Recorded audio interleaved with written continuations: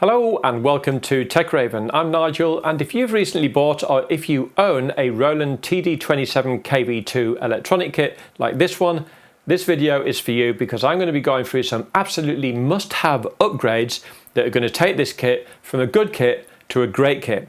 So let's get started. So when you first buy the TD-27KV2, it doesn't come with everything that I've got here. I've actually been through this kit and changed quite a few things to put it more on a par with the TD-50 while retaining the TD-27 brain. So when it comes originally, the toms that you get with it are the PDX 100 toms, and you only get 3 of them. And for me, the floor tom being a 10-inch just doesn't really cut the mustard. It's not that good. So the first thing I decided to do with my kit was to basically take off the 3 PDX 100 pads that it came with and sell them and replace them with something else. So as you can see here, these 2 pads are no longer the original PDX 100s. I've actually upgraded them to the Roland PD108BC. Now these pads are about double the price. They cost about £400 each, whereas the PDX 100s are about £200 each, thereabouts.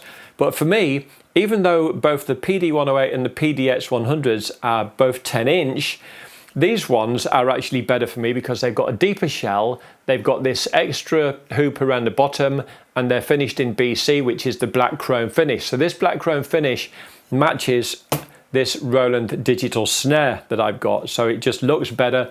And also they've got nicer tom holders here. So for me, these 2 toms, both 10 inches for the rack toms, have replaced the original PDX 100s.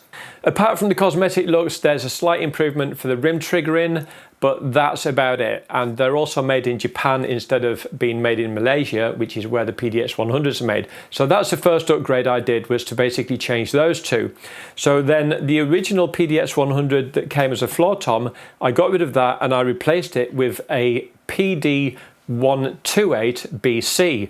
Now these are a bit more expensive as well. They're maybe £500, and I actually bought an additional one, so I've got 2 PD128BCs. Again, the BC standing for black chrome, so you've got this same black chrome finish on the edge of all of the drums, including the snare, so they all match up. And for the appearance, they just look better. So for me, I've got 4 toms. So I've got a 10-inch, a 10-inch, a 12-inch and a 12-inch with the PD108, PD108, PD128 and PD128. And in the module, I've got them set up as 10, 12, 14 and 16 with shell depths accordingly, because on the TD-27 module, you can adjust all kinds of things, the shell depth, the height, the size, and all sorts of tonal changes. So that's how I've got mine set there. So that was the first thing I changed. The TD-27KV2, it comes with the digital snare, so it comes with the PD140DS. And this is, in my opinion, by far the best electronic snare drum in the world. It's just got sensors all over the place, multi-zone, and it is fantastic. Same for the hi-hats. So with this kit, you actually get the VH14D digital hi-hats, which are superb. And you also get with it the ride, which is the CY18DR digital ride. And these 2 cymbals are actually the later, thinner design ones. So all those are retained with the snare drum, of course.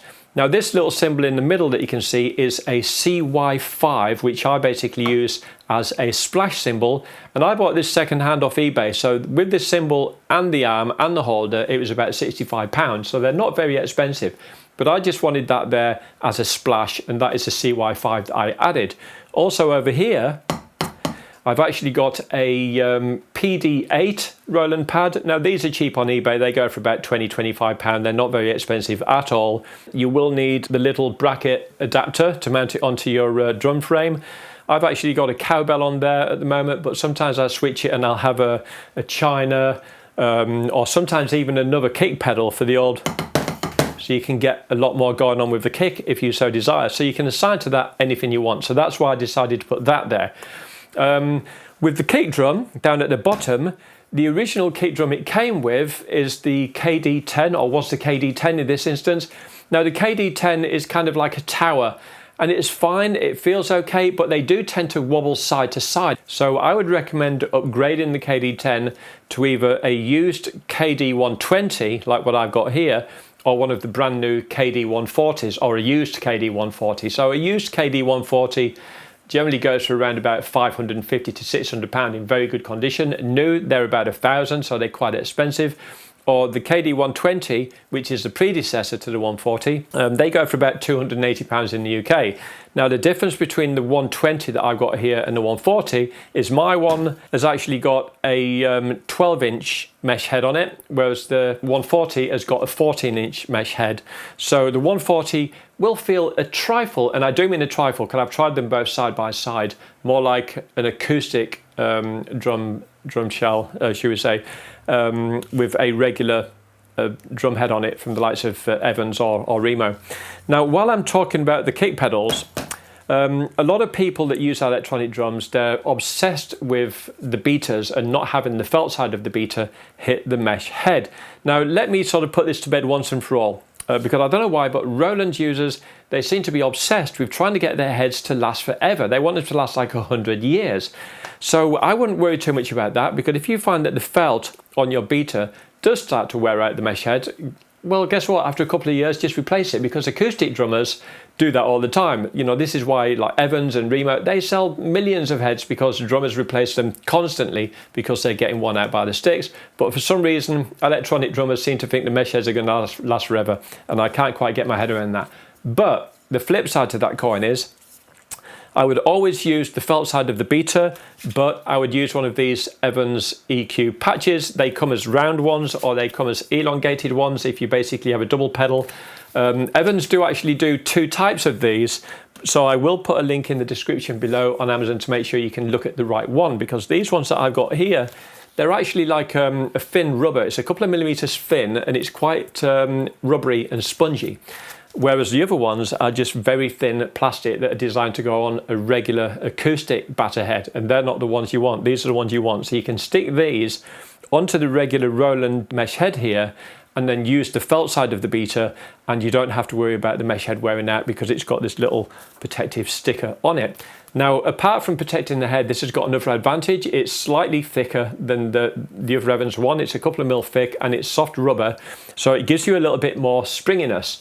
And that allows you to use the beater on the felt side, which gives you even more of a soft feel. So a combination of the mesh head on the KD-120 or KD-140, these Evans rubber patches, and using the felt side of the beater are going to give you a much nicer feel underfoot when you're playing, rather than having a horrible hard plastic beater.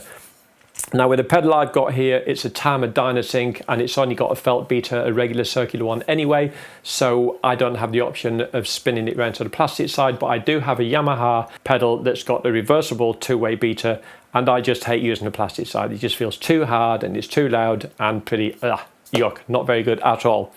Okay, so finally, and this is probably the most important part of this upgrade. Well, actually, before I get onto the final thing, I will mention that I did make a headphone hanger out of a spare bit of tubing. A friend of mine's got a couple of extra Roland frames, so I basically cadged one of the bits of tubing and cut a few bits down. So down here, I basically cut like a little 3-inch bit of tubing so I can hang my headphones on there, and I bought an extra Roland plastic mount to be able to do that. So it's just nice and handy having the headphones down here.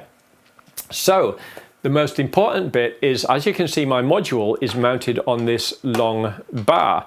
Now, this bar didn't come with it. When you actually get the TD-27, if you look at the Roland stock pictures on their website, it looks rather awkward. You've actually got the kick pedal that seems in the right place, but then the hi-hat stand is so far forward, it looks like your right foot is stepping forward and your left foot is stepping backwards, so you're like in this really weird, awkward position. Now, any professional drummer will tell you that when you're setting up a kit, you sit down, you basically position your kick drum and your hi-hat so both your feet are just perfectly dropped in a natural position, and then you dump the snare drum between your legs, and the rest of the kit gets set up around that foundation. Now, looking on the Roland website at the picture, the reason they've got this set up with the hi-hat stand pulled right forward is because this module has to be mounted on this bar low down, and as you can see here, I basically got this little original mount that it came with. So if you've got it down there lower, you've got to move the hi-hat stand right around this way so you can actually see it, and that means it pulls your left foot right back, and it's kind of just really awkward, so it doesn't work. Now you're probably thinking, well, Nigel, move it to the other side. Now I tried that as well. So if I've got the module lowered down in this position here, where the original mount is, then the right hand side of it, these 6 buttons down the right hand side of the module, you can't see them, and half the buttons on the right hand side, they're all hidden underneath the hi-hat. Even if the hi-hat is pushed further around towards his tom and it's getting too far forward, so instead of playing like this, you're sort of playing like that, you've still got these buttons hidden under it. So no matter which way you slice it, whether it's there or whether it's here, the hi-hat covers it, period, or at least it covers half of it. And that's if you've got the hi-hat in a normal traditional position. Now if you want to move it into a really retarded position, like really far back or almost half covering the tom, then you're going to be in for a piece of luck. But that's not how I like to play. I just like to have it ergonomically set up how I would with an acoustic kit. So again, same friend, I basically cadged a bit of this pipe in. I measured how high I was going to cut it by working out how high my hi-hat is, allowing a couple of inches for when I'm playing open hi-hat and it's wobbling around, so it's not going to hit the module. Added about 1.5 inches on the open hi-hat height, and then had this cut to about 12-13 inches. And this bracket here, the plastic bracket there, is the same as this bracket here that comes with the actual kit, and the one that's mounted up here at the top is the same as this bracket here. So you'd need to buy an extra one of these and an extra one of these and get a bit of pipe and cut it so you can have the module mounted above the actual hi-hat like I do here. And I've actually got it tilted up quite a lot, so it's more facing me, which is a lot better than having it lowered down. I just find that that's perfect having it there. It's really easy to get to and it's really nice. And it also means that you've got this space left on the left hand side here. So if you wanted to buy one of the Roland SPDX, whatever it is, or Elise's Strike multipad, you could basically position that down here on the left, just going under the hi-hat slightly. So that's it. That's all the modifications and upgrades that I've done to the original TD-27KV2. I hope you found this video useful. If you did, I know it sounds like a cliche, but come on, subscribe, be my rhythm buddy, and then you can catch up with me later on and watch more videos that I do on electronic drumming. And can somebody teach me how to do this? How do you do that? I can't get any speed going. Anyway, hope you enjoyed the video. Until the next time, bye for now.